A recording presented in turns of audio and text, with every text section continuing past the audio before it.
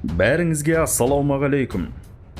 Путин бізді мақтамен бауыздады. Қазақты мұншалықты қораға тығатындай оның қандай қақысы бар? Ерғанат көп жасар кімдердің шаңын қақты? Үкіметтегі шала тілді, шала сауатты атқамінерлердің көздегені не? Қазақстан қайтадан бодандық қамытын киюі мүмкін бе? Бұл туралы бір талай ақпараттарды сізге көрген дұрыс.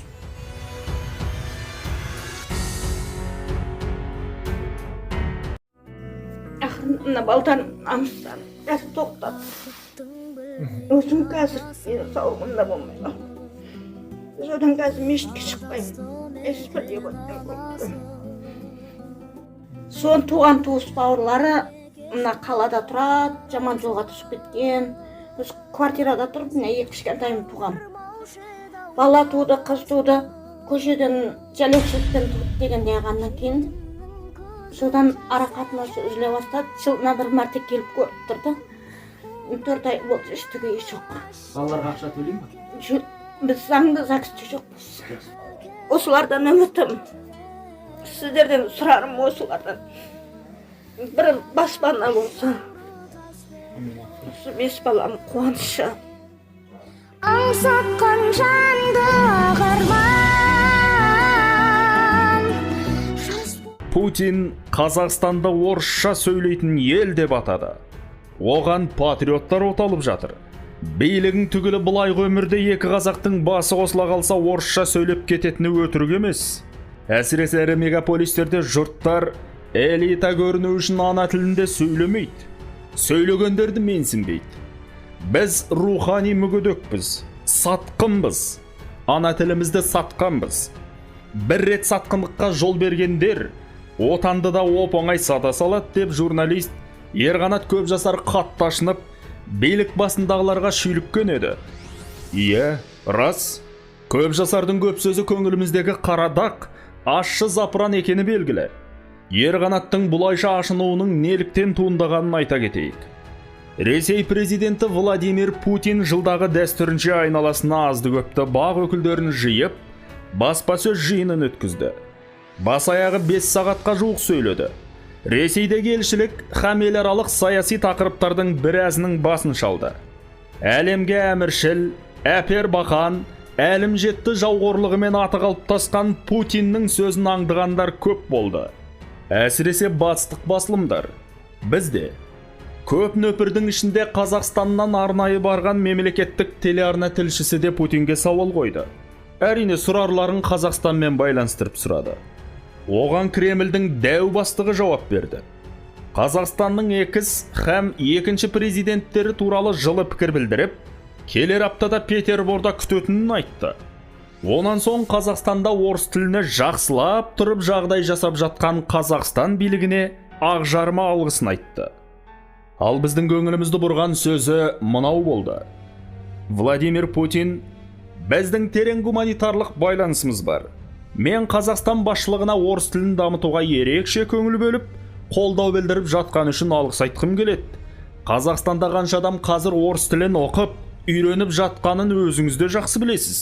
Қазақстан шын мәнінде орыс тілді мемлекет. Қай жағынан алып қарасаңыз да солай. Орыс тілін оқытатын мектептер де, жоғарғы оқу орындарының филиалдары да көбейіп келеді деп сөйледі. Путиннің дәл осы айтқандарын орыс тілді һәм ресейлік бақ біткеннің бірі қалмай жазды. Тақырыптарында сан түрлі ойнатып, құланның қашуына мылтықтың басуы дегеннің керін келтірді. Путиннің Қазақстан басшылығына алғыс айтар жөні де бар. Әрсін айтпағанда биылдың өзінде ел билігінің ең жоғарғы басындағы лауазымды тұлғалары Қазақстандағы орыс тілі, оның ресми мәртебесі туралы біраз сөйлеген. Назарбаев та, Тоқаев та, Абаев пен Әшімбаев та айтарға келгенде аянып қалған жоқ. Бірінен бірі асырып айтты. Кремль басшылығына естіртіп айтты. Естіпті. Естігенім Путиннің кешегі сөздерінен ұқтық. Өздеріңіз қараңыздар әне. 2021 жылдың тамызы. Абаев сөйледі. Біздің елімізде халықтың 90% орыс тілін біледі. Менің ойымша бұл әлемдегі ең жоғарғы көрсеткіштердің бірі. Мүмкін Ресейдің өзін және Беларустан кейінгі көрсеткіш шығар бұл. Бізде оқушылардың 30%-дан астамы орыс тілінде оқиды. Қазақстан халқының құрылымындағы орыстардың үлесі қазір шамамен 20%. Бұл тілге деген сұранысты білдірмей ме? Қазақстанда 23 мыңнан астам орыс тілі мен әдебиеті пәнінің мұғалімдері жұмыс істейді.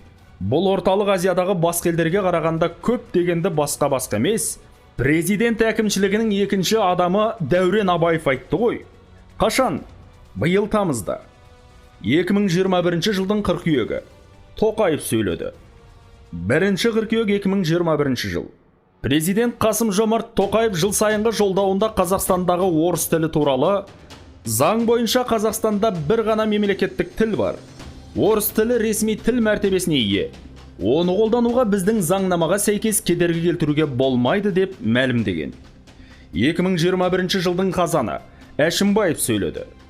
Ал қазан айында Сенат төрағасы басқаша айтқанда запастағы президент деген статусқа ие. Мәулен Әшімбаев Қазақстанда халықтың 86% қазақ тілін еркін меңгерген болса, 92% орыс тілінде еркін сөйлейді деген болатын. Тіпті айта жауыр болған Конституциядағы 7-ші бапты да сөз етпей-ақ, жыл басталардағы мәжілісте болған масқараны еске түсірейікші. Қазақстан халқына адал қызмет етуге, Қазақстан Республикасының тәуелсіздігі мен тұтастығын нығайтуға, оның Конституциясы мен заңдарына қатаң бағынуға, депутаттың өзіме жүктелген мәртебелі міндеттерін адал атқаруға ант етемін деген 26 сөзден тұратын ант мәтінін дап-дардай депутаттар ежіктеп, әрең оқып шыққанын, тіпті кейбіреулерінің сөзден сүрінген өздері ыржалақтап күліп тұрғанын, тағы біреулердің 3 жол антты оқи алмай, екінші мәрте қайталап ежіктеп оқығанында көзбен көрдік. Жүктелген мәртебелі міндеттерін адал атқаруға ант беремін. Қайтадан айтып беріңіз, асықпан. Қазақстан халқына адал қызмет етуге, депутаттар мен өзімнің жүктелген мәртебе міндеттерін адал атқаруға ант етем. Добросовестно исполнять возложенные на меня высокие обязанности депутата. Қазақша сөйлемейтін үкімет. Қазір үкімет құрамында 20-дан астам адам бар. Соның барлығын айтпасақ та 1,5 сөз етуіміз керек. Мысал, үкімет басшысы Асқар Маминнің өзі қазақшаны ежіктеп сөйлейтін, тіпті сөйлей алмайтын адам. Онысын үкімет отырысында көріп біліп жүрміз. Ал Қазақстан Республикасының төтенше жағдайлар министрі Юрий Ильин дейтін адам бар. 2020 жылдың қыркүйегінде тағайындалған. Сол уақыттан бері Ильиннің бір ауыз қазақша сөйлегенін көрген, естіген адам бар ма? Жоқ.